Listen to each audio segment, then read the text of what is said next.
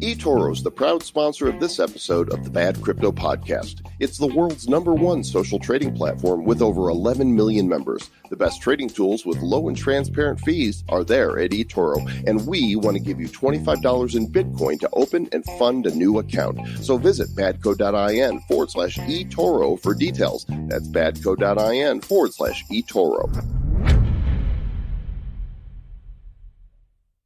Satoshi Nakamoto. He, she, they, or zer is a mystery wrapped in an enigma, shrouded in rumor, conjecture, and conspiracy. Wrap all that in some bacon, and you've got one heck of a tasty Bitcoin treat. So who is Satoshi Nakamoto? Today, Travis NotaJoelo collectively examine the different theories surrounding the patron saint of Bitcoin, and we come to some inconclusive conclusions. Also, we're going on the road again, and this time we're heading to the beautiful island of Bali. And we'll tell you how you might be able to join us for an exclusive crypto mastermind with some of the most creative and top minds in the business. Are you Satoshi? Is your girlfriend Satoshi? Is your dog Satoshi? Well, you or they might be and not even know it. Let's find out on episode number 294 of the Bad Crypto Podcast. 5, 4, 3, 2, 1, 0, ignition. Who's bad?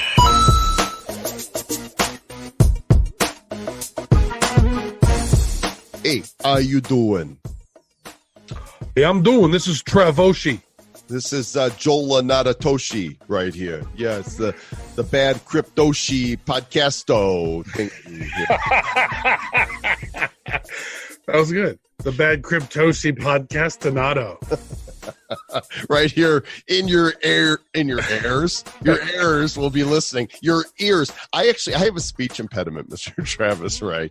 My brain says say bear, but I'll say beer instead. Like there's a ear thing that my brain wants to say one of them and the other will come out. And so, my ex used to laugh at me for that. Maybe that's why I'm not married anymore. No, that's not. I don't know. But I have that issue. You just heard it right there. Great. Right there. You're right there. Right there. Well, you are from Illinois, so that's part of the problem. A lot of people from the Chicago area, they're more nasally when they talk. I come from a Jewish family and oh my God, it's that whole thing.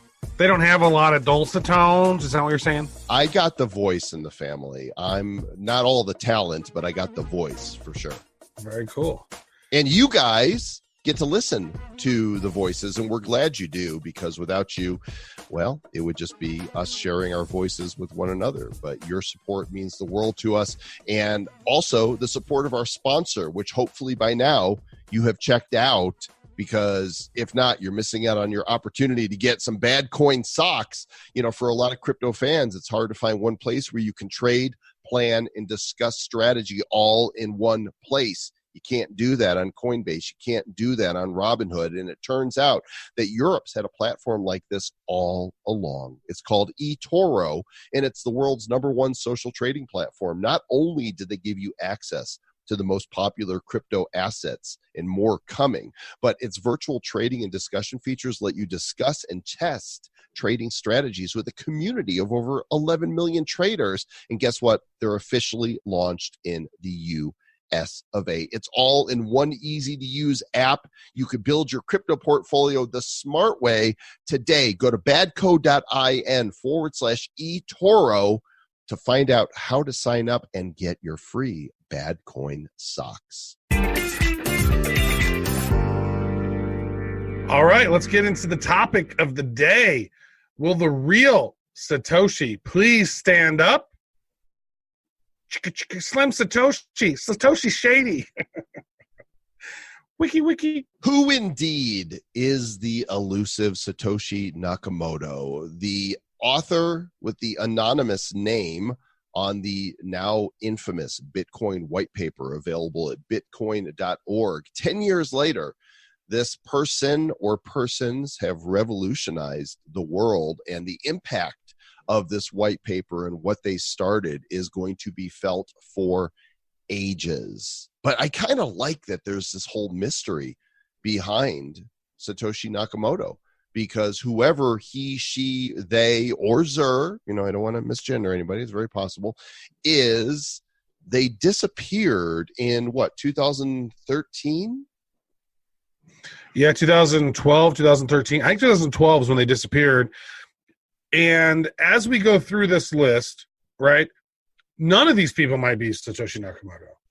All right, so, we've had conversations about this before. This is actually an article from 2014 from CCN. And they said, did the NSA outline Bitcoin in 1996? And there was an article, or actually this white paper that was created from them in 1996. It was like how to make a mint, electronic currencies. I don't remember exactly what this thing was called. But if you go through and look at this thing in 1996, it basically goes through, talks about crypto, using crypto and using, different hash rates and the different algorithms and stuff. And actually the original paper, How to Make a Mint, refers to David Chaum, who we've met before, right? He's the guy who developed eCash way back in 1983 and one of the godfathers of cryptography. And there was a group within the NSA who maybe put together some information. It's called How to Make a Mint, the Cryptography of Anonymous Electronic Cash. And, 12 years before Satoshi Nakamoto, they're describing this Bitcoin-like cash system, this digital cash system. And you can Google that, How to Make a Mint, the Cryptography of Anonymous Electronic Cash. To me, I read that and I was like, wow, 1996, that was really early. Yeah, a long time ago, long before we had any Bitcoin. So interesting.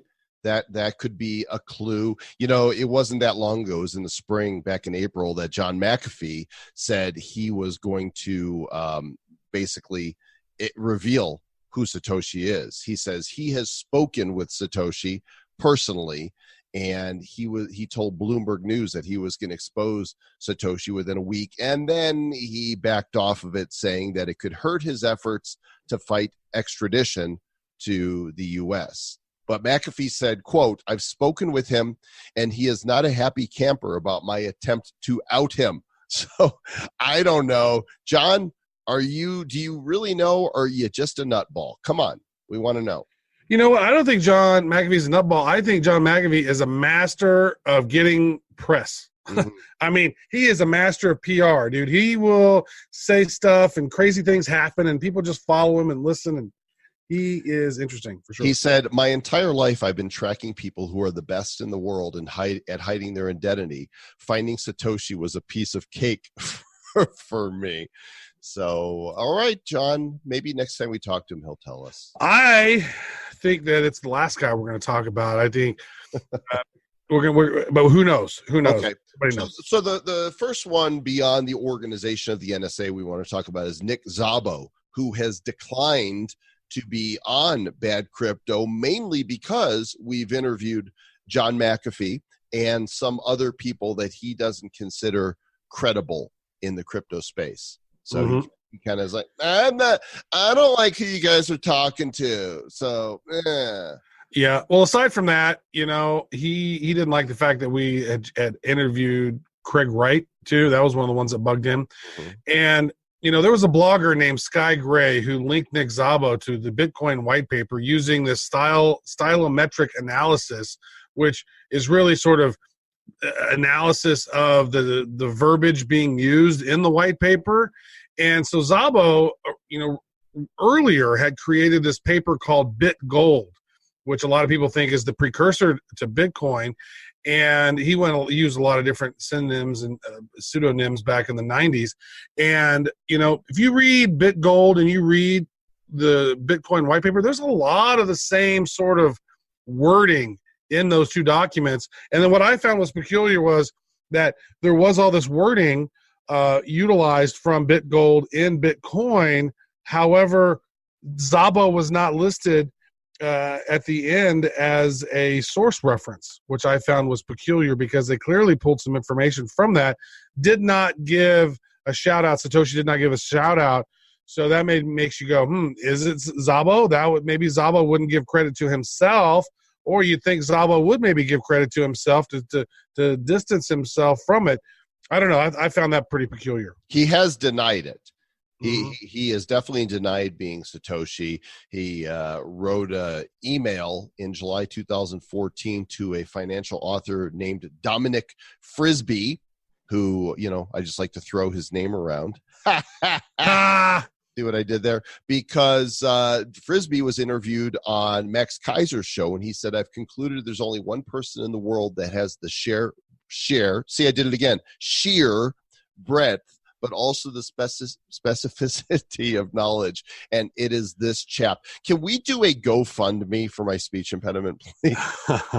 Yeah, could we get a BitFundMe? Let's do that. A BitFundMe. So Szabo wrote to Frisby and said, I'm afraid you've got it wrong, doxing me as Satoshi, but I'm used to it. So Nick says, I'm not him.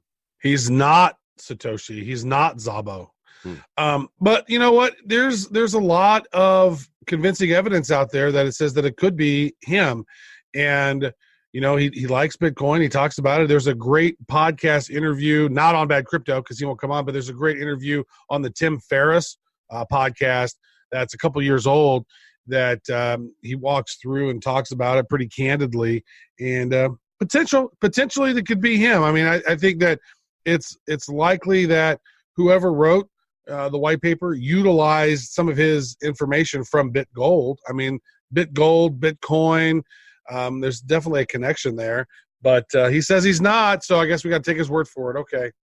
Okay. Well, next up is a gentleman that I actually ran into at Bitcoin 2019 in San Francisco. He is a Japanese-American man living in California whose birth name is Satoshi Nakamoto, but his full name is Dorian Prentice Satoshi Nakamoto. He is a Japanese man, so he fits the bill for the name. He's a physicist at Cal Poly University, and he's worked as a systems engineer on classified defense projects. He's a computer engineer, and he could be, the brainchild behind it, but he says he's not. Yeah, he actually said, I am no longer involved in that, and I cannot discuss it. It's been turned over to other people. They are in charge of it now. I no longer have any connection. That's what the original Bitcoin founder said. No. Hold on. Let me read that again. That's actually what he said. He said that in an in-person interview. Says that Nakamoto seemed to confirm his identity as the Bitcoin founder by stating what I just said. He's no longer involved in that. I cannot discuss it. It's been turned over to other people. They are in charge of it now. I no longer have any connection. The article's publication led to a flurry of media interest. I remember a bunch of reporters going out and camping out in front of his house, which I remember that back in the day. But he does show up at crypto events, and of course, people line up to take photos with him. I missed him as he went by. I meant to, but I was in a hurry to get somewhere else, and I walked by him, and I didn't get to take the photo. But it's a novelty for a lot of people, take photos with this guy who's got the name Satoshi Nakamoto, but it's this joke because most people would agree that he is not the creator of Bitcoin. Mm-hmm. Next up on the suspect list is Hal Finney. May he rest in peace. He was a pre-Bitcoin cryptographic pioneer, and he's actually was the first person other than Satoshi Nakamoto to actually use the software. He was in direct connections with Satoshi Nakamoto, and Satoshi sent Hal some Bitcoin. They were testing it out. Yeah, so he was helping Satoshi early on, having lots of conversations with him. One of the first guys to have conversations with him. And there's another guy as well that I'm reading in this book, Digital Gold. Another guy that was one of the guys who helped set up the Bitcoin forums on bitcoin.org. He's a Norwegian dude, but he's not listed in this list of people right here. But Hal Finney, may he rest in peace. He passed away in 2014. He had some. What did he have? Remember what happened to him? He died. He had cerebral palsy or something. Yeah, I don't know. All I know is that there's a journalist for Forbes, Andy Greenberg, and he compared Finney's writing to Satoshi's. They found that it was the closest resemblance they had yet come across, and they thought that maybe Finney was a ghostwriter on behalf of the anonymous Nakamoto. So, and there's a really nice salute to Hal Finney in the Bitcoin and Friends cartoon that we referenced a couple episodes ago at BTC and Friends. So is he there? Some people are pretty sure there's a high probability that could be him. I think there's definitely a high probability that it's him, or he was definitely part of it. I mean, he got the first transaction sent to him, and his neighbor is Dorian, right, Nakamoto. And so that is interesting that he would use his neighbor's identity. And so there's definitely there's emails between Finney and Nakamoto, and you can see that his Bitcoin wallet received the very first Bitcoin transaction from Nakamoto to him. And so interesting stuff. He passed away, and may he rest in peace. I'm pretty sure he's got a lot of Bitcoin, and hopefully his family is set up for life if they still are hodling the Bitcoins. And by the way, that wallet belonging to Satoshi has remained untouched, right? No, but there's not been any movement in or out of it since Satoshi went off the grid. True. So now this next one we've had on the show before, Craig Stephen Wright. He's an Aussie, and it's been said that he either invented Bitcoin or is a brilliant hoaxer who very badly wants us to believe he did. Because, and if you don't believe me, I'm going to sue you. Yeah, pretty unusual situation with this dude. Yeah, definitely. He's a very close relative of mine, and he owes me lots of Bitcoin. Uncle Craig. How come you didn't bring me into this Bitcoin thing earlier, Uncle Craig? Now, Craig said he wasn't at this alone, right? He worked with David Kleiman. David died in 2013. He was a computer forensics analyst, and Gizmodo put out a report. They said there was evidence with it that a hacker broke into Craig's emails and said that Satoshi was Craig and David. Of course, David is no longer with us to be able to speak for himself, but which is interesting. There is some serious conspiracies around that guy's death. If you go in and dive down that rabbit hole, and so him and Craig were business partners and this stuff, and I don't want to make any claims. I'm just saying go do some research on it. It's really interesting. Some of the claims that are going out, and family members going back and forth, and maybe Craig stole his Bitcoin or some this and that. I mean, there's a lot of hearsay going along with that, but it was really interesting. And then he also, Craig Wright also has some connections to the next guy that we're going to talk to, who's actually this criminal mastermind guy. Okay, well let's get there in a second. I want to talk about Craig for a moment longer, because on his blog on May 2nd, 2016, he said, "I am Satoshi Nakamoto." And journalists from both the BBC and The Economist said that they saw Wright signing a message using the private key that was associated with the first Bitcoin transaction. However, he's not provided any proof of that.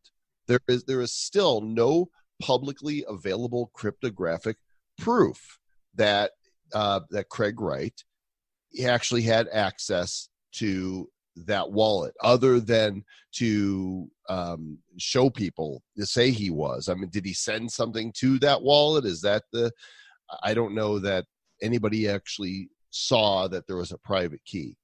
Yeah, it's really interesting. I mean, he has gone through serious, trouble to try to claim that he is Satoshi Nakamoto.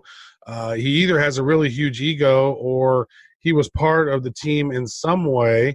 Bitcoin developer Gavin Andreessen, who's met Wright, witnessed a similar signing demonstration, and Gavin said, "Okay, looks like Craig is Satoshi Nakamoto." And then the people within the Bitcoin core kicked Gavin out of Bitcoin core. So Heretic. That's another guy. We really ought to get that guy online. We really ought to get him on the show. We've never chatted with him yet. Heretic. So right after he published this blog post, he said he was going to post more that will lay the foundation for what he said. But then he deleted all his blog posts and replaced them with a notice that said, "I'm sorry." So he said, "I believe I could have put the years of anonymity and hiding behind me. But as the events of this week unfolded and I prepared to publish the proof of access to the earliest keys, I broke. I do not have the courage. I cannot. Well, why not? You've already claimed to be Satoshi. At this point, what does it matter? He broke me. The internet broke me. I don't know. Hey, if he is, he's a genius, but the way that he's gone about this does not impress me. Yeah. Next up, now this is a new guy on the scene, and the more that I read about it, it seems like there's a strong possibility that this guy could be it. And his name is Paul LaRue, but he has a synonym, a pseudonym? Synonym? Yeah. Pseudonym. Yeah. He has a pseudonym that he's gone by all over the place as Paul Solotshi, Solotshi. Now let's get into this guy here.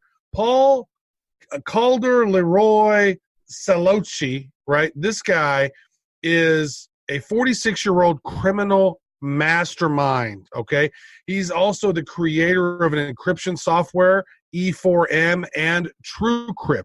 And TrueCrypt was the cryptography encryption software Satoshi Nakamoto used to lock up his 1 million Bitcoin.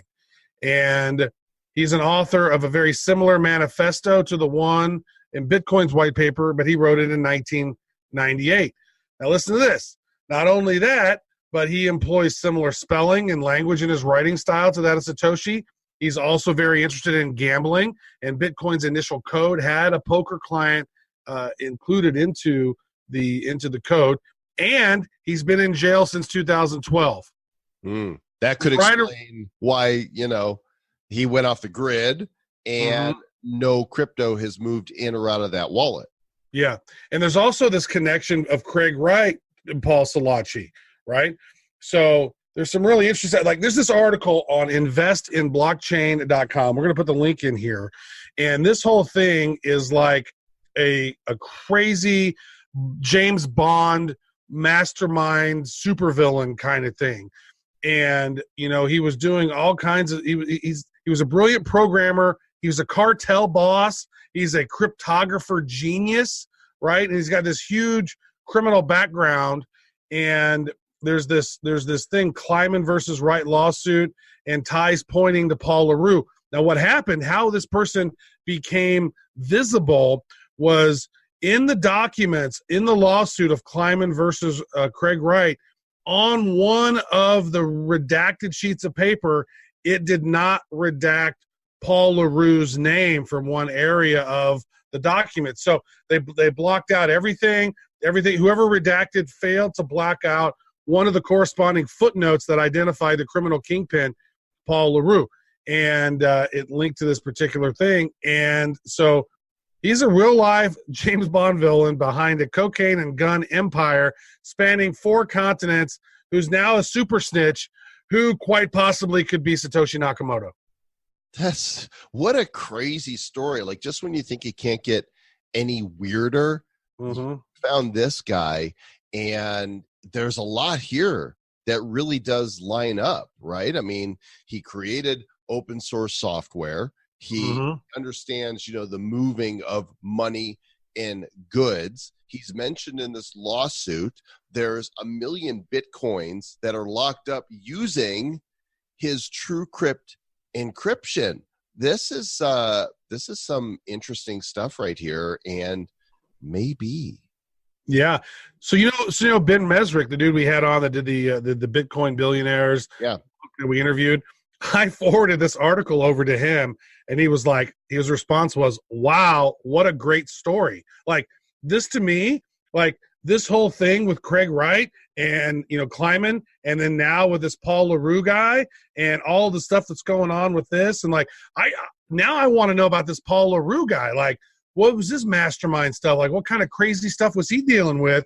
And then he gets to the point where he ends up in 1998 writing sort of a manifesto about digital cash.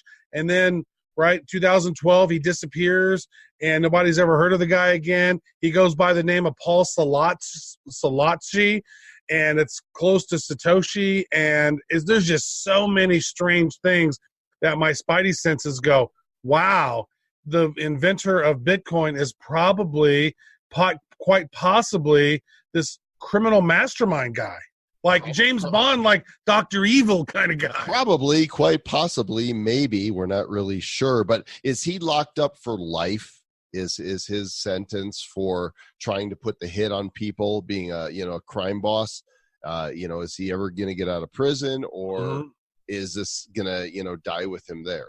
Yeah. Here's what's interesting. Here's the parallels between him and Satoshi. These are like little bullet points. Paul LaRue, alias Salachi, right? He's a brilliant programmer familiar with C++, so Satoshi, right? He is suspected to have developed TrueCrypt, the encryption software that's protecting Satoshi's million Bitcoins. Satoshi's disappearance lines up with LaRue's new endeavors of being in jail. There's a post from 2012, 7 years before Bitcoin was created, that was probably written by LaRue. There's all kinds of other stories like, is this guy Satoshi Nakamoto? Well, he is in prison, and we don't know. And it's sure is interesting to think about. But make sure you go to the show notes, badco.in/294. Scroll down, go to that article. You can read all about it. And I think it might blow your mind. It's really interesting stuff.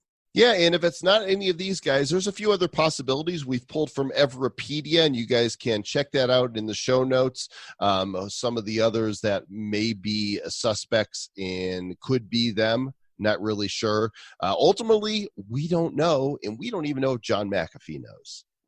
I can tell you this. I am not Satoshi Nakamoto. But I wish I was. I mean, can you imagine having a million Bitcoin? That would be awesome. Yeah, it's worth $11 billion. 11 billion. See, that's why I'm thinking if it was Craig Wright, you wouldn't have pulled out one or two. I mean, why has that gone untouched? Right. 2000. Because he's in prison. Because you'd be in jail. Oh, goodness gracious. So that was interesting. Hey, you know what? One other great thing about a bad crypto here is let's talk about our other sponsor real quick before we get into the other interview we have. Sponsor number 2, let's go, Divi. Divi is a cryptocurrency app that makes it easy to earn, transact, and store your crypto. They also are the first cryptocurrency ecosystem powered by masternodes that can be installed in one click. They have this really cool mochi. It's a mochaccino. It's a masternode one-click cloud installer that you can begin to set up your masternode and start earning crypto every day. Very cool. You don't even have to keep the app open. You can just check it whenever, and you'll see that you have earned new cryptos by having these master nodes. Go check it out. diviproject.org is the website, and we mean it. And we've got another segment for you because Mr. Travis Wright and myself are off to an exotic location, and everybody isn't invited. No, this is not your typical event. You have to apply to be part of the altcoin mastermind that is taking place in Bali, September 4th through 6th. And we're going to learn about it right now. Mr. Travis Wright, how many countries have you been to now? I have been now to 47 countries. Okay, you are about 7 or 8 ahead of me right now. So I've got some work to do. And we're going to add another country to the roster of places we have been, and a really fascinating crypto event is bringing us there. It's called the Altcoin Magazine Mastermind event, and it is unlike anything else that I have seen. And with us, we have the publisher of Altcoin Magazine and the founder of the event that's taking place in Bali, September 4th through 6th of 2019, Emil Sterndorf. Emil, welcome to Bad Crypto. Thank you, guys. It's great to be here. It's really interesting what you're putting together here. Before we get into the event too much, why don't you go ahead and give us a little bit of your background? Because you're a young guy, but you are also a seasoned entrepreneur. Tell us how you went down the crypto rabbit hole. Yeah, well, it started a couple of years ago. I was sending a transaction abroad. And what ended up happening is that I sent $300 and the bank charged me $60 on top of the transaction. And I was at no point being made aware of the fees. Yeah, what's wrong with that? What's wrong with the bank, raping you? Yeah, it's called banking. I don't get it. Deal with it. Why is that a problem? Yeah, basically. But But yeah, it just made me really angry, and I wanted to know if there was something better. There had to be something better. I always thought that the banking industry it just can't last for much longer because of the way the world is moving and because of the way that the banks stay behind on technology and how money and everything is moving forward. And that's when I found crypto. I read about Bitcoin and the whole idea about sending money from person to person. It just made so much sense to me. And from that day on, I've just been interested in it from day one. Yeah, basically. It's been an interesting journey that it sounds like you've had. So tell us a little bit about that. So you were burned out, you were working nights, you were working on a bunch of other stuff, and then all of a sudden now you've created this fully self-funded media company in crypto. Tell us about how that journey happened. Yeah, exactly. I was working nights, and one day I just had enough. I quit. I built a coffee stand. I opened the coffee stand at the local hospital, and this gave me the time and energy and money to build a startup on the side. And about 2.5 months after quitting my job, I got the idea of Altcoin Magazine. And since then, I've just been heads down, and we've been growing at an extremely fast rate. Right now, we are 10 people. We had a successful raise this spring at a valuation of $500,000. We are putting out over 600 articles per month this last month. And we're planning a massive expansion. So we're moving to a new site, and we're expanding with more than just articles. So there will be news, there will be videos and podcasts and everything combined in one site. The site's currently residing on Medium, right? Medium.com/altcoin-magazine. Exactly. And your byline is the best damn place to read and write about crypto and blockchain. We're the best damn place to, now we're not. We're the second best damn place to listen to stuff about crypto. So you guys write about all kinds of things in the crypto world, right? Yeah, we write about everything. So despite being Altcoin Magazine, we also write about Bitcoin. We write about blockchain in general. We write about finance. We write about banking, everything. Why would you write about Bitcoin? That's a shit, right? Only the altcoins are No. I have a question for you. How did you convince somebody to fund your company when you're built on Medium? Like, you don't even have your own web property. You're using Medium, and you were able to convince investors to throw down $500,000. That's impressive. How did that happen? Well, that's the company valuation. So we raised $40,000, and it was a place in time where we had no revenue. We were 3 people. We only had our Medium site, but we had so much courage and we just wanted to get this over there to the next level. And over the past 6 months, it's just been, we haven't used a single dollar from the funding, but still we have bumped our revenues from $0 to $15,000 per month, and we've gone from 3 people to 10 people now, and we are expanding into being more like a DAO, so other companies can join in if they want to. Oh, that's great. So this little journey of yours is taking you beyond the publishing world. Yeah. You're now entering into the event space. So why another event? What do you think is busted with the blockchain event space that we need another event? Yeah, so it's interesting because I've been attending some events over the past couple of years. The thing that I was experiencing with all the events is that when you go there with an expectation of meeting a lot of interesting people and going home with more value than you might have paid for the ticket. Of course, that's how it should be. But when you go there, you get a seat in front of the stage, and there will be keynotes and speakers talking all day long, when all you really want to do is be on the outside talking to people. But even when you do that, you're not guaranteed that there's going to be some interesting people, some people that can take you to the next level from tapping into their network or tapping into their knowledge or strategies.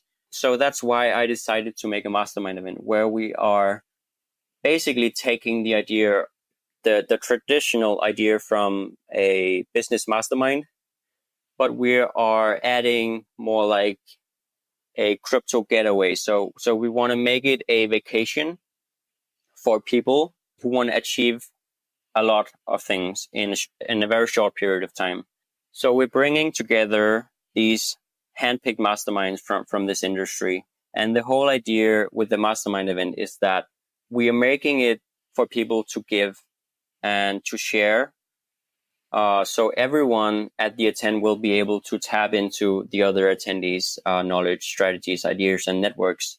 And while it's going to feel like a vacation, it's actually likely going to make you get 10 times more done than you would normally do, because you will be able to network with people that are number one in their own field of interest and practice. So, You know, I can attest to that because I know Joel and I, we go to a lot of events, and very rarely do we actually sit in the sessions anymore, right, Mr. Joel Com? I wouldn't be in the room for my own session if I didn't have to be. Yeah. And so I think there's so much stuff that's going on. Now, personally, I am very curious. I love to learn. So I like to sit in sessions. It just seems as though when Joel and I are at an event, there's so much stuff going on. We're being pulled in so many different directions that it's hard to actually have any free time at some of those things to go into and watch some of those sessions. I personally like to watch them, but I could see how, you know, especially when we were at World CryptoCon last year, I mean, there were so many amazing people there at World CryptoCon that people weren't going into the sessions because they were too busy hanging out and networking. So networking is such a really, really, you know, important aspect of any of the conferences, because you get to meet people face to face and actually have real life conversations. So since there is no, you know, there's no keynotes, there's no panels, there's no, you know, regular sessions. What is this? What does it look like? Yeah, interesting. Yeah. So while there's going to be no speakers, no keynotes, no booth, there will be no normal people. So from each team, there will be 2 people maximum, and at least one of the attendees should be a founder or executive decision maker, because we want to make sure that the attendees can maximize the event they get from attending by making sure they can make important decisions on the spot. And while there is no speakers and stuff like that to take up the schedule, we want to keep the schedule very free and allow people to spend all the time they want to network, but also while putting in some more interesting things like case studies. We are actually going to have some panel discussions on Libra and other areas of crypto. We are going to have a lot of giveaways. So I don't know if you read it, but we have something called attendee rewards. So all the attendees are, as a requirement, they have to bring something to the event of value to the other attendees. Right now, we have a total of $330,000 worth of attendee rewards given out to the attendees. What? Like what? What's talk about some of the big value items here? Sure. So some of it are free token listings. Some of it is free media partnerships. There is some free interviews on YouTube channels. There is some free sessions with the blockchain incubators and free advice from VCs. And yeah, we're just gonna, like, everyone bringing there is gonna be able to take more home than they expect, basically. So we wanna make it a value packed event, basically. Yeah. It takes place in Bali, which is Indonesia, September 4th through 6th. And the website for it is mastermind.capital. It says an event to set the pace for the year to come in crypto. 50 teams, 3 days, no keynotes, no booths, no normal people, no BS, one survivor. Okay, so everybody gets to survive. It's not going to be, Lord of the Flies. No. So talk about some of the sponsors that you've got involved here. Yeah, we actually don't have a lot of sponsors for the event. That's not really what we're seeking for a lot. Maybe what I meant is the media partners that are going to be involved with it here. So we have some pretty nice media partners, including 21 Cryptos, who's going to be there at the event. We have Crypto Briefing, Daily Crypto, one of my very good friends, and FOMO Hunt, who is also going to be at the event. FOMO Hunt is one of the biggest event and products data pages in the world, and they're actually having a crypto tour where they're jumping between 10 different cities, and one of them is Bali, where they're stopping by the event for the 3 days. And apart from that, we also have TF Blockchain, ICO Holder, AMB Crypto, and some other smaller media partners. But this is teams, is what you've listed here. What do you mean, teams? Like what constitutes a team? Okay, so if you scroll longer down, there's some attendees. And here we have companies like Ready Set Crypto, Yellow.com, MXC.com, Block5, FOMO Hunt, and more. So what does that mean? Does that mean they're sending their whole team? What is a team? So each team consists of a maximum of 2 people. And we made this so there's not going to be too many people at the event. But again, at least one of the attendees should be a founder or executive decision maker, so we can make sure that the big decisions can be made on the spot. Because we're expecting a lot of partnerships to take place. We're expecting a lot of high quality introductions to take place.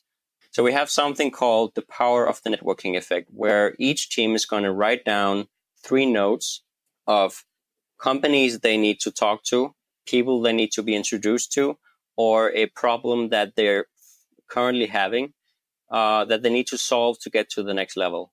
And over the 3 days, each of the attendees will be able to look at these notes, and they will be able to tap into their own network. So by bringing over some of the highest quality attendees in the crypto space, we can make sure that all of the attendees can get their problems fixed on the event to take their company to the next level. That's exciting. And so you have Bad Crypto. We're going to be doing a live Bad Crypto event. It looks like on day 2, we'll crack jokes. I got a list of stuff I've been working on. So I think I got some pretty funny crypto related stuff I've been writing down and jotting down and working on it, and got some topics to chat about. So I'm sure we'll have some fun with that. That'll be good stuff. I'm looking forward to that. What are some of the other highlights of the event, Emil, that you're looking forward to? Okay, so we still have room left for new teams to arrive at the mastermind event. A ticket is $1,500, and a ticket gives you free access for a team of 2 people. It gives you free 4-star accommodation, food, drinks, and taxi for the entire stay. So we're trying to make this event as stress-free as possible. We want to make it feel like a vacation, but still allow you to get a lot of things done by meeting all these amazing people. And it's freaking Bali. I mean, I've seen pictures of Bali, my whole adult life, and thought, oh my gosh, this is so beautiful. One day I'm going to go there. And so Travis and I are going to be a team, and we're going to be there. Travis is going to do stand up. I'm going to do sit down and shut up. And we're going to do Bad Crypto live. And you guys get a damn ticket. Like, apply, go to mastermind.capital and think, who's your team of 2? Come hang out with us for 3 days in freaking Bali. It's going to be amazeballs. All the balls.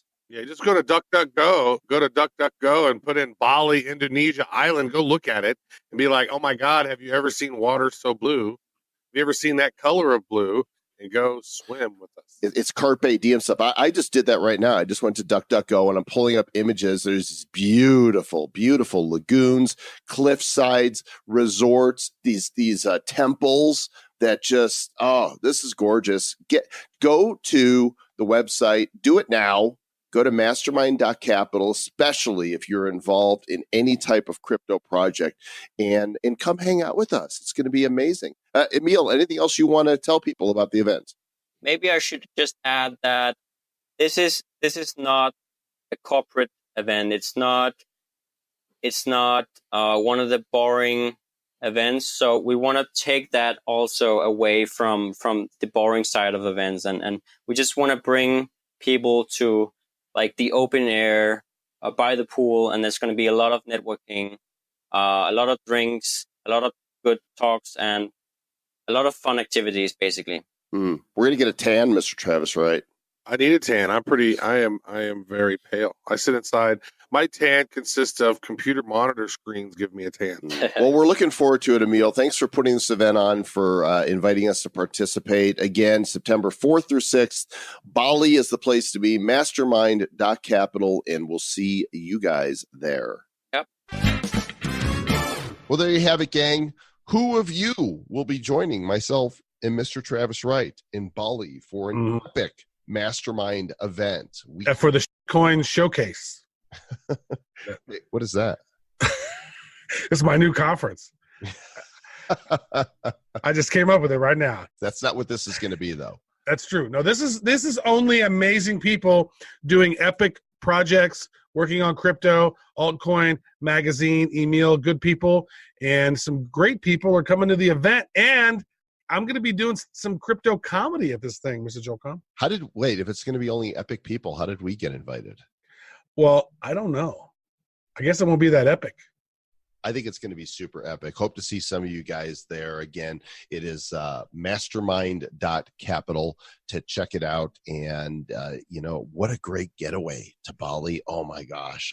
I've always... What a great 24-hour flight to get there. Screw that. If you go and DuckDuckGo Bali and pull up the pictures, it is a dream world fantasy land. It is so amazing. And so we're actually going to have an extended stay there, and I'm spending some time on that beach.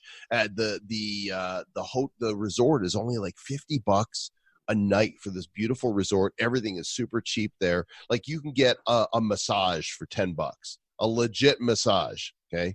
None of those Thailand type massages, a legit massage from a qualified therapist for like $10.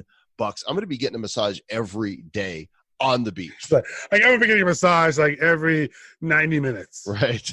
Time for another massage. Keep the meter running. That's great.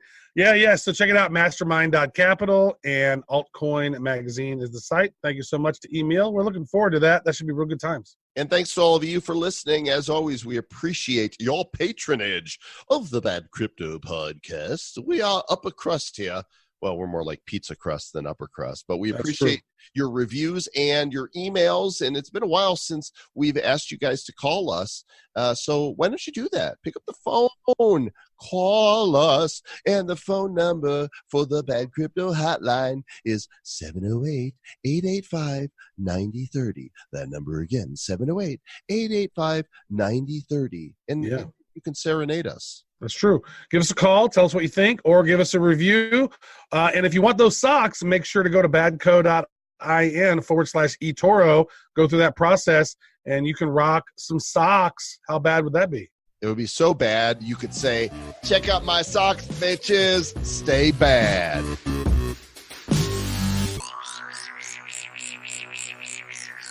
Who's bad? The Bad Crypto Podcast is a production of Bad Crypto LLC. The content of the show, the videos, and the website is provided for educational, informational, and entertainment purposes only. It's not intended to be and does not constitute financial, investment, or trading advice of any kind. You shouldn't make any decisions as to finances, investing, trading, or anything else based on this information without undertaking independent due diligence and consultation with a professional financial advisor.